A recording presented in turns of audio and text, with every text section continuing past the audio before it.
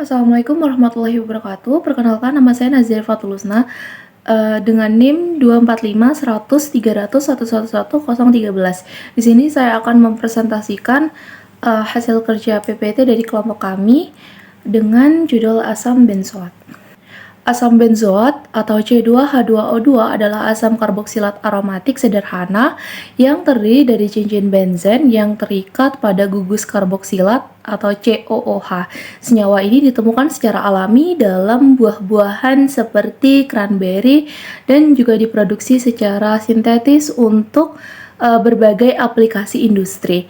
Asam benzoat ini sering digunakan sebagai pengawet makanan karena sifat antimikrobanya yang mampu untuk menghambat pertumbuhan bakteri dan jamur. Selain itu, senyawa ini juga dimanfaatkan dalam pembuatan bahan kimia lain seperti plasticizer dan produk-produk farmasi lainnya. Di dalam air, asam benzoat ini bersifat lemah, yang berarti tidak sepenuhnya terionisasi menjadi ion benzoat. Sifat asam benzoat. Yang pertama, sifat fisik. Sifat fisik dari asam benzoat yang pertama berbentuk kristal padat berwarna putih, tidak berbau atau berbau sedikit seperti benzoin, memiliki rasa asam yang lemah dan titik lebur sekitar 122 derajat Celcius. Yang kedua, kelarutan. Asam benzoat ini lebih mudah larut dalam pelarut organik seperti etanol atau diethil ether. Kelarutannya di dalam air relatif rendah pada suhu kamar, tetapi meningkat seiring dengan kenaikan suhu. Yang ketiga, ada keasaman. Asam benzoat adalah asam lemah dengan pH sekitar 4,2 yang berarti ia melepas proton dalam larutan air tetapi hanya sebagian. Dan yang terakhir ada reaktivitas. Asam benzoat dapat bereaksi dengan basa, membentuk garam atau benzoat yang lebih mudah larut di dalam air. Dapat mengalami reaksi substitusi pada cincin aromatiknya, misalnya reaksi nitrasi atau halogenasi. Digunakan sebagai pengawet makanan karena dapat menghambat pertumbuhan mikroorganisme. Digunakan dalam industri farmasi dan juga kosmetik. Cara pembuatan asam benzoat. Asam benzoat ini dapat diproduksi secara industri melalui oksidasi toluena. Proses ini menggunakan katalis seperti kobalt atau mangan dalam kondisi suhu tinggi dan tekanan udara. Toluena atau C2H2CH2 dioksidasi dalam membentuk asam benzoat dengan oksigen dari udara. Selain itu, asam benzoat juga bisa dibuat melalui hidrolisis benzonitri atau dari reaksi Grignard antara fenil magnesium bromida dengan karbon dioksida. Asam benzoat dapat diekstraksi dari buah-buahan tertentu seperti cranberry dan palm. Meskipun metode sintesis lebih umum digunakan karena lebih efisien dan ekonomis dalam skala industri. Assalamualaikum warahmatullahi wabarakatuh.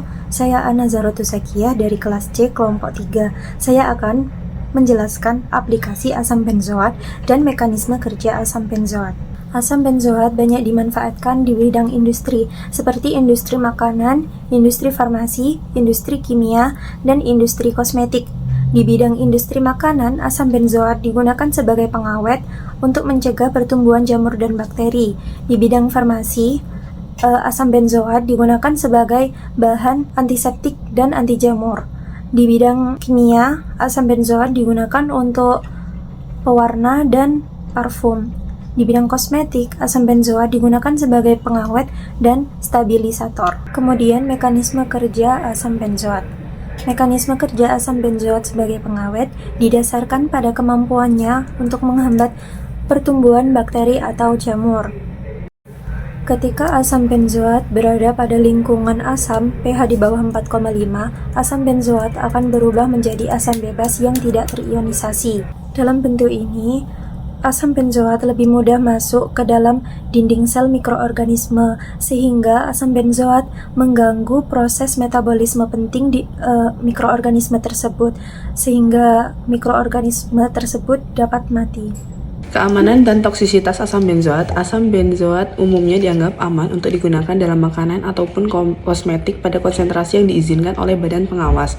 Dalam dosis rendah, asam benzoat jarang menimbulkan efek samping, namun pada dosis yang tinggi, senyawa ini dapat menyebabkan iritasi pada kulit mata dan saluran pernafasan.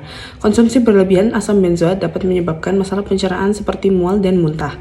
Selain ini, dikhawatirkan mengenai pembentukan benzena, senyawa karsinogenik.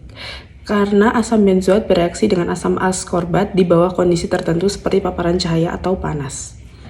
Tren masa depan asam benzoat memungkinkan akan dipengaruhi oleh perkembangan dalam industri makanan, farmasi, dan bahan kimia. Dalam industri makanan, permintaan untuk pengawet alami dan aman akan mendorong penelitian tentang asam benzoat sebagai pilihan pengawet yang lebih ramah lingkungan dan efisien. Industri kosmetik juga cenderung menggunakan asam benzoat sebagai pengawet mengingat meningkatnya fokus pada keamanan produk perawatan kulit. Di sisi lain, ada kemungkinan peningkatan regulasi terkait toksisitas dan dampak kesehatan dari paparan jangka panjang asam benzoat, khususnya terkait dengan pembentukan benzena. Tren ini dapat mendorong pengembangan alternatif baru atau modifikasi asam benzoat untuk mengurangi resiko kesehatan. Perkenalkan, nama saya Natania Ramadhani Putri dengan NIM 245100300111011. Pengertian dari amina adalah turunan organik dari amonia, di mana satu atau lebih atom hidrogen pada nitrogen telah tergantikan oleh gugus alkil dan aril. Sementara amida adalah gugus fungsional organik yang memiliki gugus karbonil yang berikatan dengan suatu atom nitrogen atau suatu senyawa yang mengandung gugus fungsional ini. Amina terbagi menjadi 3. Yang pertama, amina primer, bila yang diganti 1 atom H. Yang kedua, amina sekunder, bila yang diganti 2 buah atom H. Dan yang ketiga, amina tersier, bila yang diganti 3 buah atom H. Untuk sifat fisik dari amina, yang pertama, tak berwarna, berbau amoniak, berbau ikan. Yang kedua, amina yang lebih tinggi berbentuk cair atau padat. Yang ketiga, amina dengan jumlah atom di bawah 6, biasanya larut dalam air. Yang keempat, amina berbobot molekul rendah, berupa gas atau cair pada suhu kamar.